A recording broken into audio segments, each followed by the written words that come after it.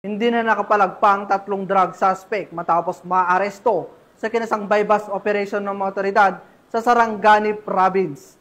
Ibabalita dyan si Patrolwoman Emilu Pedroso.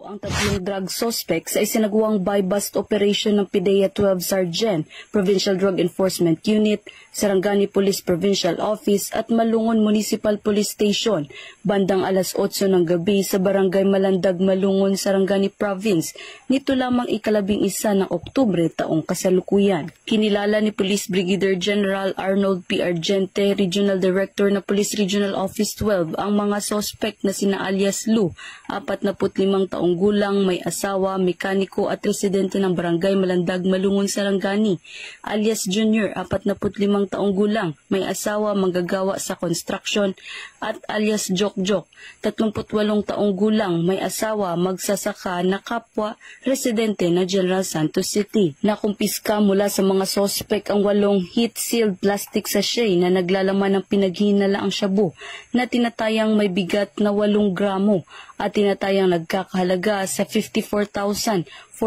pesos.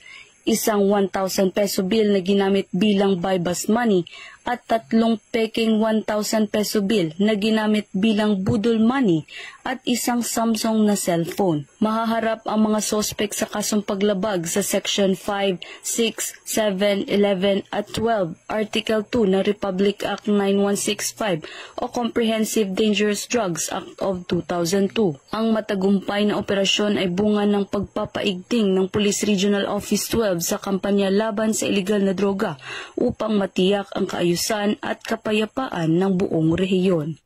Mula dito sa Police Regional Office 12, General Santos City, ako ang inyong Police News Correspondent, Patrolwoman Emilu Pedroso, alagad ng batas, tagataguyod ng balitang pulis.